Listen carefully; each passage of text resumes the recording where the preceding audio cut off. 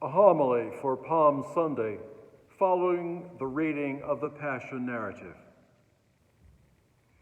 What a gruesome story. What more could be said? Perhaps only to remember that Jesus chose this path because he knew that through it, hatred and death could be overcome, and life and love could prevail, not only for him, but for all humanity. He undoubtedly recognized himself in Isaiah's prophecy in our first reading. Note the concluding lines.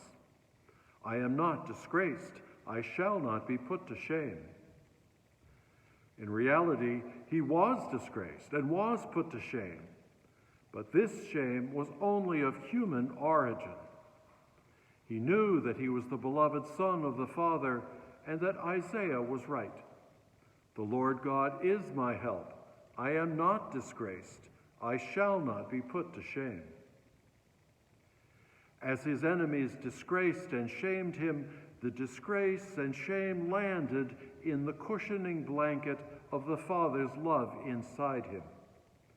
And then it melted away to nothing. God's love and affirmation strengthened his commitment to his mission.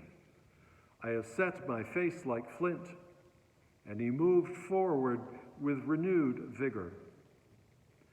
This paradox that attempts to disgrace and shame him fail, and that the Father's protective love remains, is at the heart of the salvation God offers us. And if the example of Jesus is too grand a model for us, St. Paul offers us his own example. We are afflicted in every way but not crushed, perplexed but not driven to despair, persecuted but not forsaken, struck down but not destroyed. St. Paul and his companions were afflicted, perplexed, persecuted, and struck down. But they were never crushed, despairing, forsaken, nor destroyed. Why?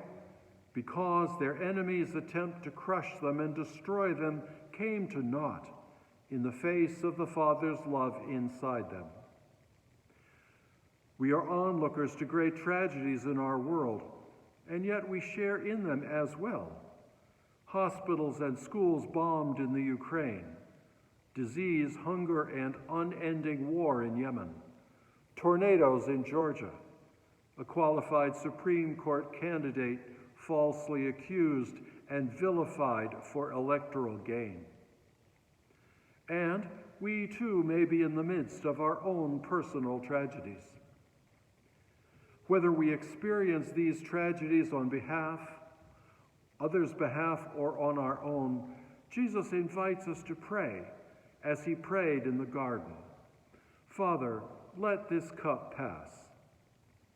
St. Luke tells us that as Jesus prayed this prayer, an angel came to give him strength.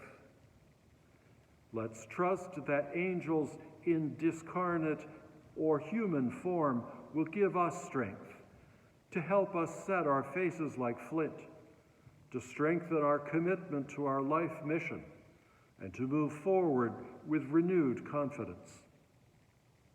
We carry the death of Jesus in our bodies, St. Paul tells us. So too we carry in our bodies, our minds, and our hearts the violence around us in our world. And we continue to honor the death of Jesus, the innocent one, still portrayed on the cross on behalf of the myriad innocent ones who suffer. On Easter Sunday, we will realize that we have the hope of renewed life, here or on the other side. But today's task is to walk with Jesus faithfully as he walks faithfully with us.